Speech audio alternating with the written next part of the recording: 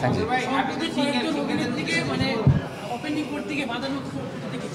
Thank you. আর কোনো question না, আমি এবার মাফ চাই, আমাকে যেতে দিতে হবে। থ্যাংক ইউ, ভালো থাকবেন। না না আর কিছু বলতে পারছেন এবার? হ্যাঁ। এই যে আরো অনেক মানুষের অ্যাওয়ার্ডস আছে, আর কিছু বলতে যাচ্ছে না পরে।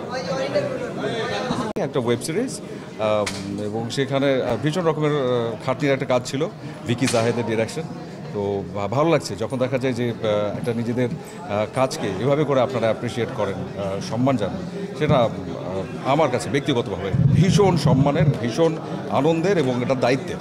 ভাইয়া, আপনি রিসেন্টলি একটা সিনেমায় জয়েন করেছেন, সাইন করেছেন। এই সিনেমাটা সম্পর্কে একটু জানতে চাচ্ছি এবং নুসরাত ফারিয়া আপুর সাথে আপনাকে আমরা দেখতে পাবো, কতটা এক্সাইটেড? যেই গল্পটা নিয়ে কাজ করছি সেই গল্পটাই আসলে অনেক এক্সাইটমেন্ট তৈরি করে। আসলে এখন ঠিক মানে কাজ মাত্র শুরু করছি সামনে, তো আগের থেকে অনেক কিছু বলতে চাই না। তবে সবাইকে বলবো প্লিজ জিন 3 টিমের সঙ্গে থাকবেন। এবং আগে আমি বলেছিলাম যে আমার কিছুদিন সময় লাগবে, আমি এরপরে সব কিছু বলবো। তো ঘোষণাটা আসলো যে আমরা শুরু করতে যাচ্ছি ঈদুল ফিতরের একটা ছবি, এবং এর আগের ছবিটাকেও আপনারা ভালোবাসা দিয়েছেন, অ্যাপ্রিসিয়েট করেছেন, এবং এটা আমাদের কাছে বিশাল বড় পাওয়া, যে কারণে কিন্তু আমরা আসলে আবারও আরেকটি অংশ নিয়ে আসছি, জিন 3। এবং আমার এখানে শুধু ফারিয়ার কথা বলবো না, ফারিয়া তো ডেফিনেটলি খুব ট্যালেন্টেড, খুব কোঅপারেটিভ একজন, কিন্তু সাথে আরও যারা আছেন সবাই খুব ডেডিকেটেড আর্টিস্ট, এবং আমরা সবাই মিলে রিহার্সাল করে প্রিপারেশন নিয়ে নামছি যাতে করে আপনাদেরকে ভালো কিছু দিতে পারি।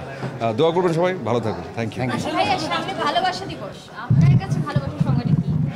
ভালোবাসা মানে হচ্ছে আস্থা, বিশ্বাস, সম্মান। আপনার জীবনে এরকম কি কেউ আছে কিনা বিশেষ?